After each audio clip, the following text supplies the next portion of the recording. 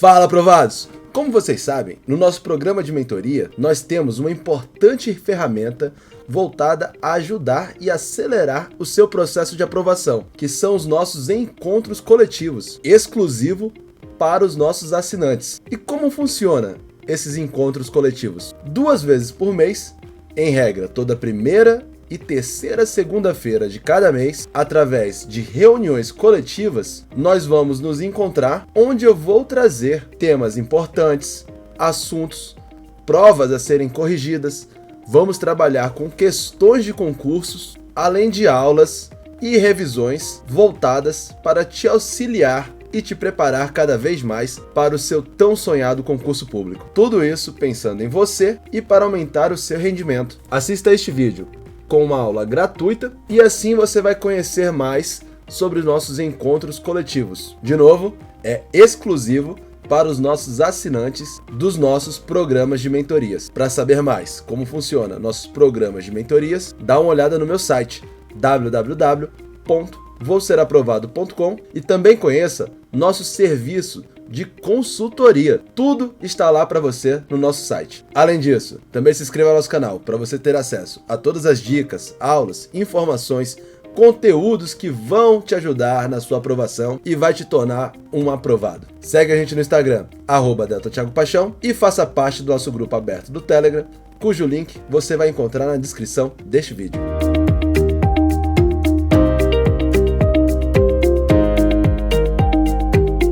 Boa noite a todos, bem-vindos, bem-vindas, né? Ah, não, tem o Lucas aqui ainda. Bem-vindos a mais um dos nossos encontros semanais não, os nossos 2 encontros semanais. E hoje eu vou analisar com vocês 2 provas rapidinhas, que são 2 provas do TRT para o cargo de policial judiciário, TRT terceira região, cargo de policial judiciário, e para o cargo de analista administrativo. Selecionei algumas questões e a gente vai trabalhar essas questões, beleza? Cadê ela que não entrou? Deixa eu mandar aqui, porque ela vai fazer a prova da FUNMARC. Cadê?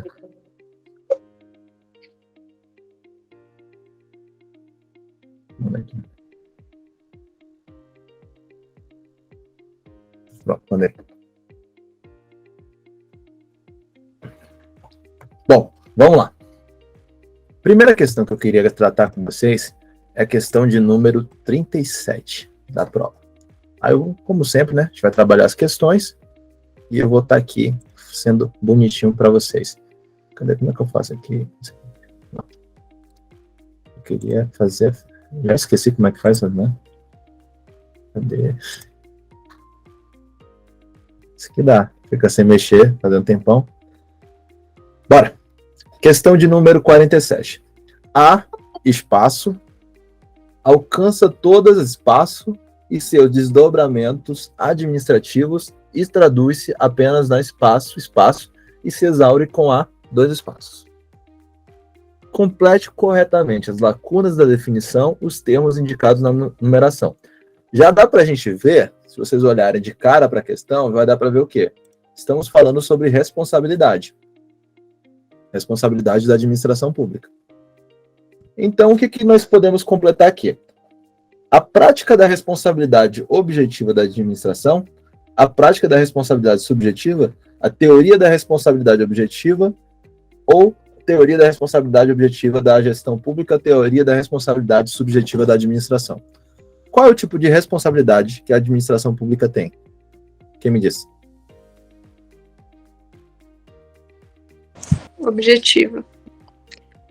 Objetiva. Nós adotamos no Brasil, em regra, a teoria do risco administrativo. A administração assume o risco da sua atuação, aqueles danos que podem ser causados decorrente da sua atuação. Então, para haver responsabilidade, nós precisamos ter o dano e o nexo causal. Conduta, dano, o fato administrativo, dano e o nexo causal. Só isso, a gente não precisa averiguar se há dolo ou culpa. Então, nós estamos falando de responsabilidade objetiva. Já eliminou o B e o E. Aí temos A responsabilidade objetiva alcança todas. A responsabilidade objetiva, ela alcança as entidades estaduais, ela alcança as entidades estatais ou ela alcança as empresas estatais?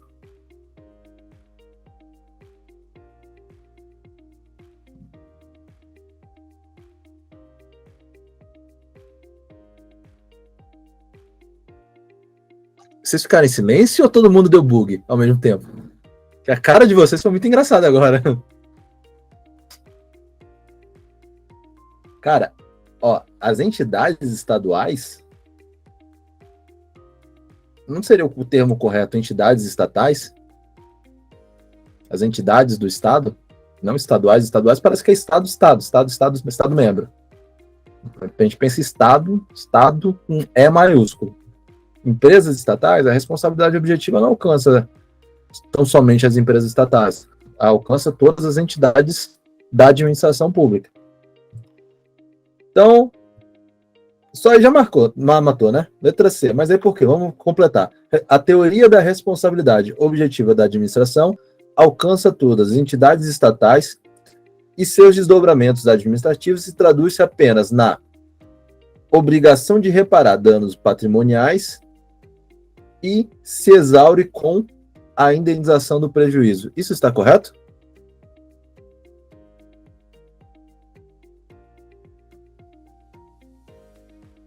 Isso aqui está correto? Vem aqui para cá.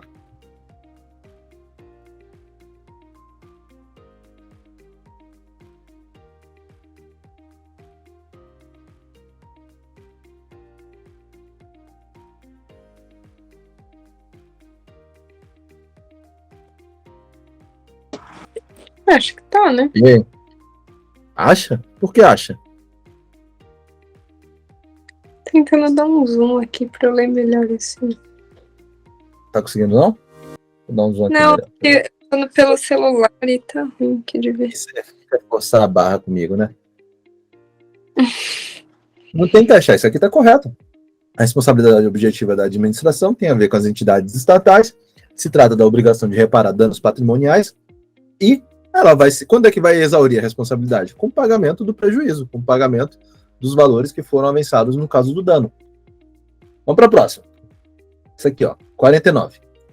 Em direito administrativo, temos um conceito importante sobre uma pessoa jurídica presente no Estado brasileiro, autarquia. Sobre ela podemos afirmar, exceto a autarquia é instituída diretamente pela lei de iniciativa do STF, Supremo Tribunal Federal. Está correto ou errado? Correto ou errado? De quem é a iniciativa para fazer uma autarquia? Eu acho que não é do STF, mas não lembro exatamente.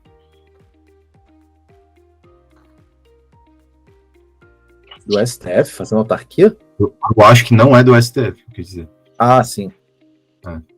Cara, a autarquia ela é criada por lei. E, em regra, a competência para dispor sobre a administração pública é do Poder Executivo. Em regra. Podem vir autarquias serem criadas através de lei de iniciativa do Poder Judiciário? Pode. Como? Mas não é regra, não. Não é regra, mas pode vir? Pode. Fundpresp. Fundo de Previdência é uma autarquia. Se criou-se um órgão para gerir esse fundo de previdência. Foi através de iniciativa do Judiciário. Por quê? Porque existe o nosso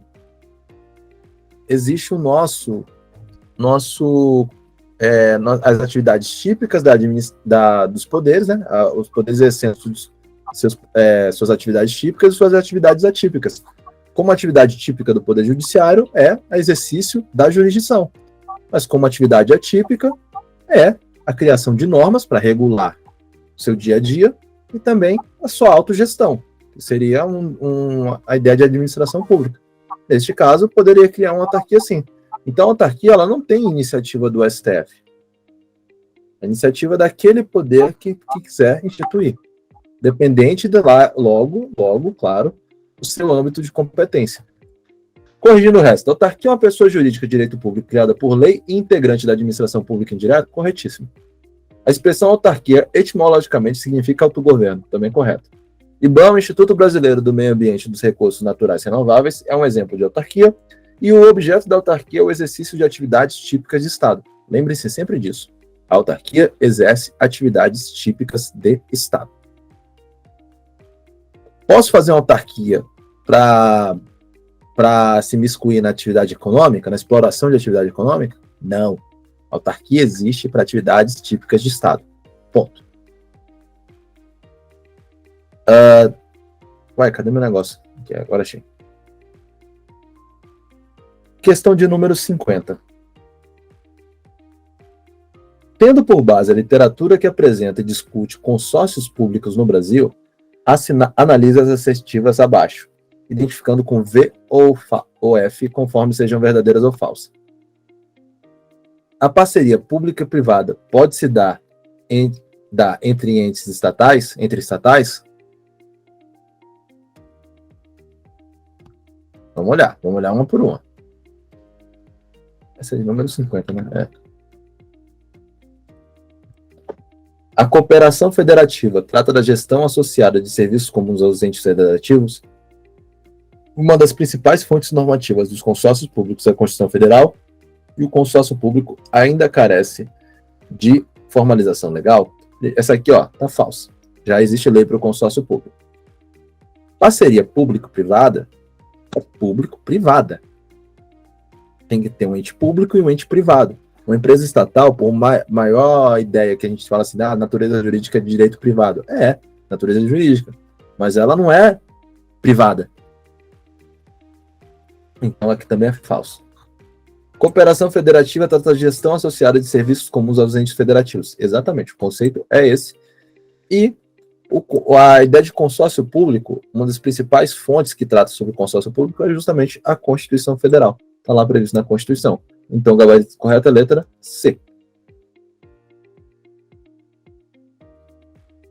Considera-se, o local situado na organização interna da administração direta e das entidades administrativas de direito público, provido por servidor público estatutário, com denominação, direitos, deveres e sistemas de remuneração previsto em lei. Essa expressão aqui, ela significa qual conceito? Cargo público, condição pública, emprego público, ente público ou função pública? Responde aí.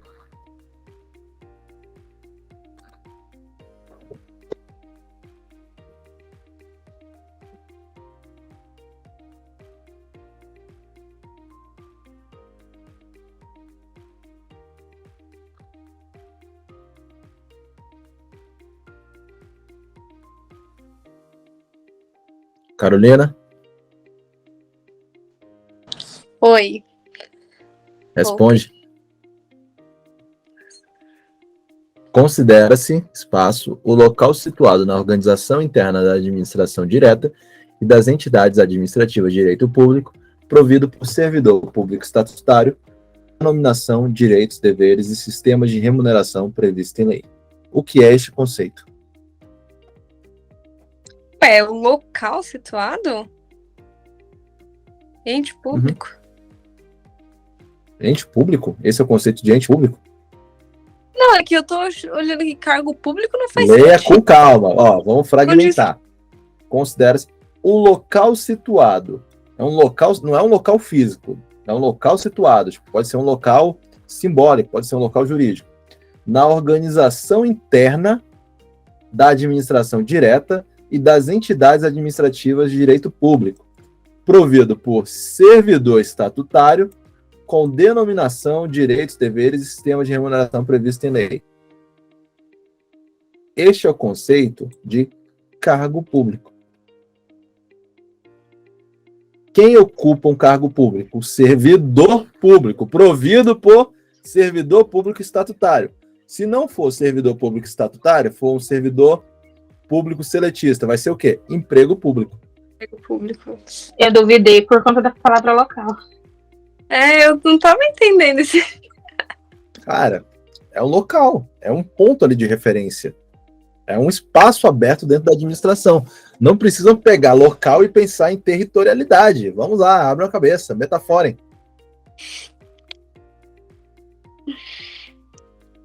Vamos lá, de novo, 52. De novo de cargo público. O provimento é o ato administrativo de preenchimento dos cargos públicos vagos. Existem duas formas de provimento. Quais são as duas formas de provimento?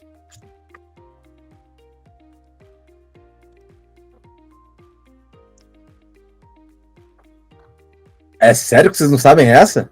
Vai todo mundo estudar agente público. Vou voltar na meta de cada um. Passar 2 semanas estudando agente público. Quais são as duas formas de provimento que a gente tem na administração pública?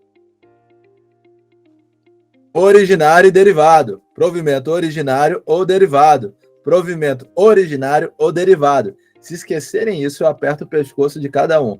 Provimento originário e derivado. Nunca mais esqueçam isso. Temos essas duas formas de provimento, que é a entrada da pessoa na administração pública. Originário e derivado. Qual é o originário? Você vai ser o que todos vocês querem. Passar no concurso público e acabarem de encher meu saco. Entrar no concurso público e vai lá, vou ingressar. Provimento originário. Qual vai ser o derivado? Pode ser uma promoção, pode ser uma nomeação para um cargo de confiança, entendeu? Uma função de confiança. Tá. Quero falar de PAD, não. Esse aqui não. Ih, cadê?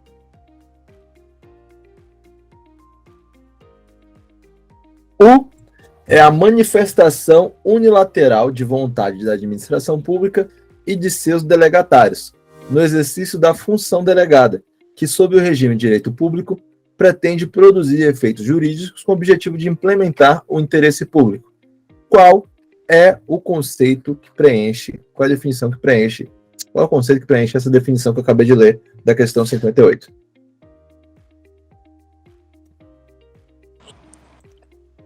Ato administrativo? Quem concorda com a Carolina?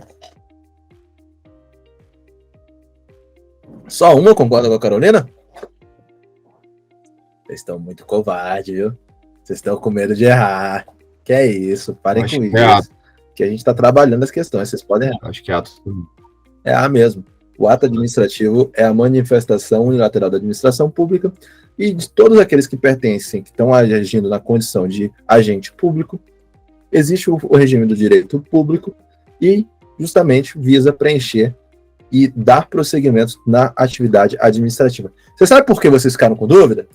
Porque no desafio do direito administrativo, lá sobre atos administrativos, um monte de gente faltou. Vocês acharam que eu não vi? Mas eu vi, viu? Bom, anotei o nome de cada um. Gente, essa pessoa, você é muito Estou indo vingativo. quarta-feira para Bahia, vou lá para Salvador, eu quero ir no terreiro, vocês estão ferrados, que eu vou comprar as galinhas. Tá o nome de cada um. Tá repreendido. Em nome de Jesus. Aham. Já aviso logo. Tá aí, Tá cadê a outra aqui? Não, é essa aqui mesmo que eu queria. Vamos lá. 59. A Constituição Federal garante que todos são iguais perante a lei, sem distinção de qualquer natureza, garantindo-se aos brasileiros e estrangeiros residentes no país a inviolabilidade do direito à vida, à liberdade, à igualdade, à segurança e à propriedade. 2. O direito à vida é o mais fundamental de todos os direitos, já que se constitui pré-requisito à existência e exercício de todos os demais direitos. Essas duas afirmações. É isso. Oi? A um tá certo, a dois tá errado. A um tá certa e as dois tá errada? É, não é o mais fundamental. E aí? Eu acho que o erro na, Quem eu dá acho mais? que o erro na 2 está na questão do pré-requisito. Não acho que é exatamente o pré-requisito dos outros direitos. Pode ser que haja alguns direitos pós-mortem, né, também. Não para a pessoa, mas às vezes... Mas direitos mas é transmissão, cara. São direitos patrimoniais. Nós estamos falando de direitos fundamentais. Sim, sim. E aí? É a D. Só a Carol? Você se decida. Ou é a A ou é a D? Não, eu falei, é a desculpa. D. É a D. D, A um você tá falou. errada. A um tá certo e a dois tá errado. E aí? Alguém mais acha outra coisa?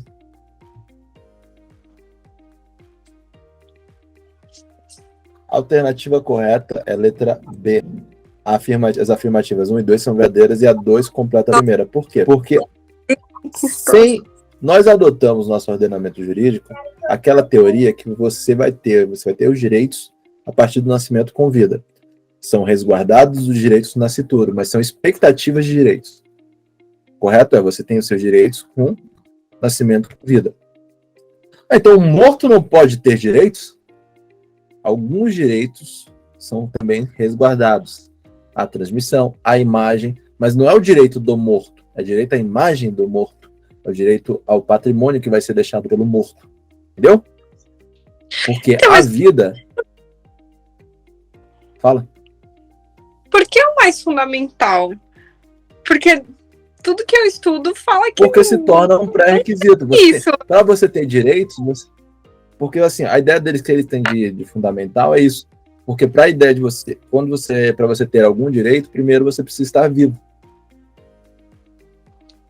Porque se acaba a punibilidade... Eu não sei... Não, desculpa, pode falar. Não, repete aí, que você cortou toda.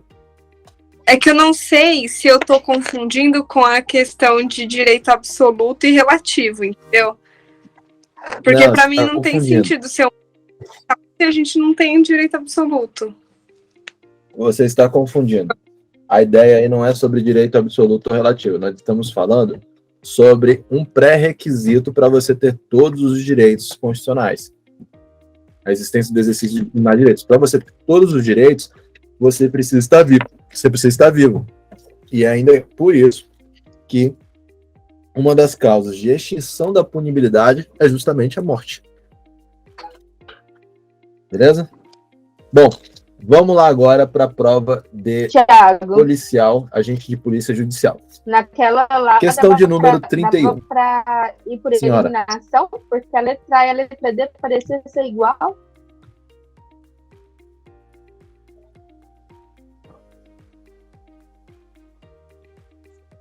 Não, cara. A A é a afirmativa 1 e 2 são tá. falsas. A D é somente a afirmativa 1 é verdadeira. Confundi.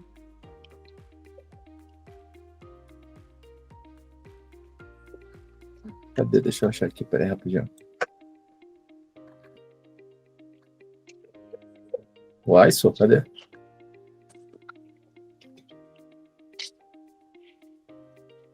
Ai, cadê?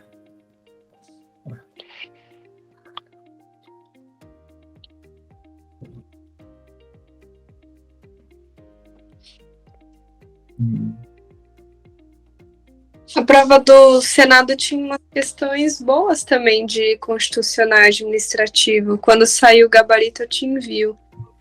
Eu quero, por favor. Já conhece a regra. A regra Pegou é fazer prova e enviar para mim. Cadê a... Peraí que eu tô procurando uma coisa aqui. Não é isso não. Nossa. Deixa eu achar aqui. Agora achei. Meu senhor.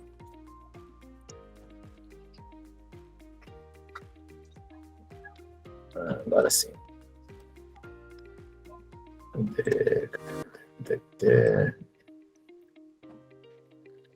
Pronto. Cadê agora vocês? Aqui. Bora.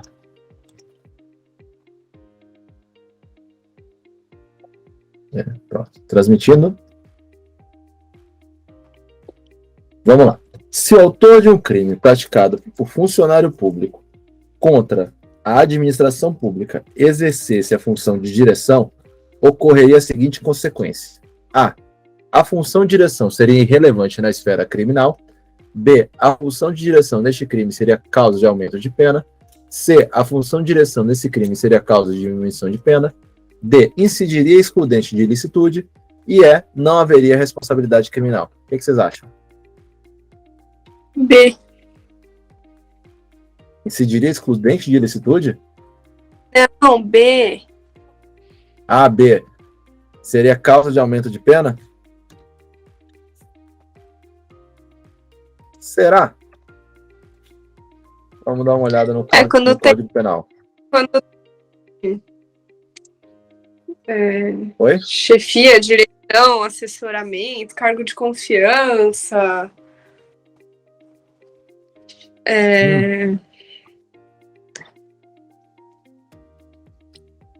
Enfim, é isso, né? Chefia, assessoramento, cargo de confiança. E tem homem de pena.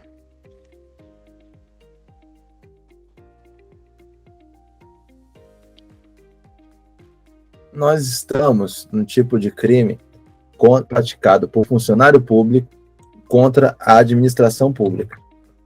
Entrou um drone aqui que está me incomodando.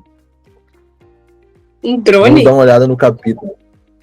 Um drone. Drone eu chamo de mosquito gigante. Vamos dar uma olhada nos crimes contra a administração pública. Deixa eu só achar aqui.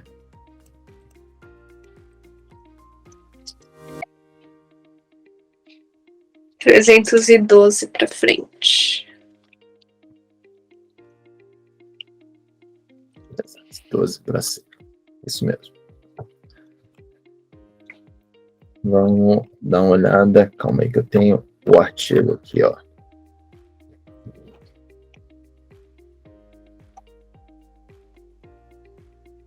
Vamos dar uma olhada no artigo. Cadê o artigo? Sumiu aqui para mim. Olha só.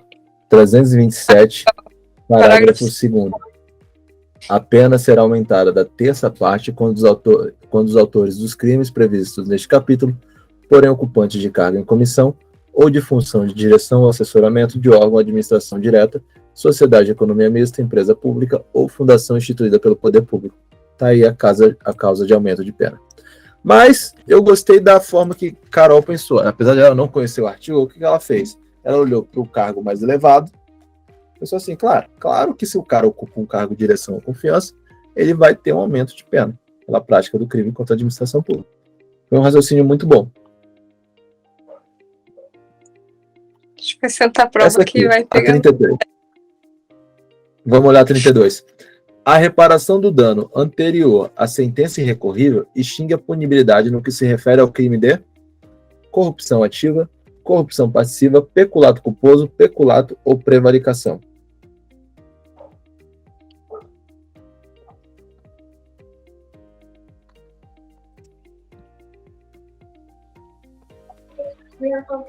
Peculato, será? Peculato. Tem 2 peculatos aí. O que vocês estão falando?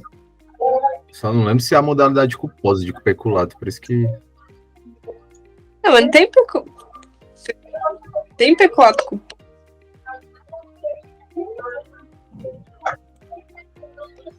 Tem. Bora olhar o Código Penal de novo. Ó. Artigo 312, parágrafo 2º e 3º. Se o funcionário concorre culposamente para o crime de outrem, pena de detenção de 3 meses a 1 ano, e no caso do parágrafo anterior, a reparação do dano se procede à sentença irrecorrível, extingue a punibilidade e, se lhe é posterior, reduz de metade a pena imposta. Beleza? Para a próxima. Para fins de responsabilidade criminal, considera-se funcionário público quem, embora transitoriamente ou sem remuneração, exerça cargo, emprego ou função pública, embora transitoriamente ou sem remuneração, exerça cargo, emprego ou função pública, exceto quem o faça por função de confiança, embora transitoriamente, desde que com remuneração, exerça cargo, emprego ou função pública, permanentemente, com ou sem remuneração, exerça cargo, emprego ou função pública, ou seja, servidor público. Agente público vai ser todo aquele que, transitoriamente ou de forma permanente, seja ela remunerada ou não, exerça cargo, emprego ou função pública. Todos esses vão ser agente público. Então, vai ser a letra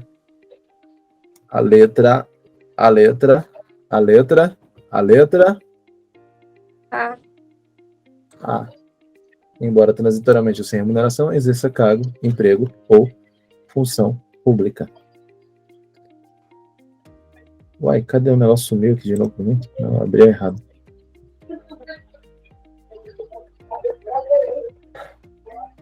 Última.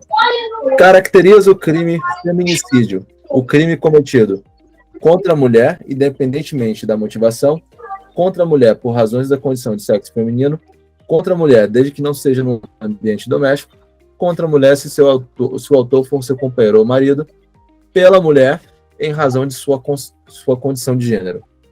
Feminicídio vige punir o crime cometido contra a mulher. Então aqui, ó, pela mulher não.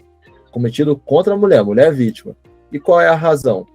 Depende de qualquer tipo de motivação ou por razões de sexo, mas desde que tenha razões de sexo feminino. Até pode ser uma motivação, assim, por ciúme, por herança, por não sei o quê, mas desde que tenha lá a sua razão do sexo feminino, porque ela é mulher. Que ela é mulher e tá querendo roubar minha herança, porque ela é mulher e me traiu, entendeu? Esse tipo de coisa que eu quero falar. Mas tem que estar presente as razões de sexo feminino. Beleza? A letra E que se confunde com aquela nova jurisprudência de gênero. É o que, rapaz? Peraí, eu não entendi como é que A é. letra E que se confunde com aquela nova jurisprudência que... Não é jurisprudência? De gênero. Ele fala de mulher trans, né? A letra E fala então, assim, pela mulher. Direto, ó. aí... A letra E fala assim, é pela mulher. Não, mas olha só, é pela mulher, tá dizendo que a mulher é a autora. O feminicídio seria o crime cometido pela mulher, não contra a mulher. Aqui é o autor pode ser porque uma se mulher, você né? passa direto, você passa com a condição de gênero, mas ficaria na dúvida. Sim, mas é por isso que a gente lê a questão parte por parte, a gente não é para ler com pressa. Só que realmente teve a posição atual da jurisprudência, até o vídeo meu lá no canal, que fala que transgêneros podem ser enquadrados como feminicídio, pode ser enquadrados também na produção da Lei Maria da Penha, beleza? Bom, é isso. Boa noite a todos. Hoje nós tivemos nosso primeiro encontro coletivo de novembro. Vai rolar o nosso próximo, eu vou marcar com vocês certinho, talvez não seja na terceira semana, mas eu aviso vocês. Beijos a todos e até o nosso próximo encontro coletivo.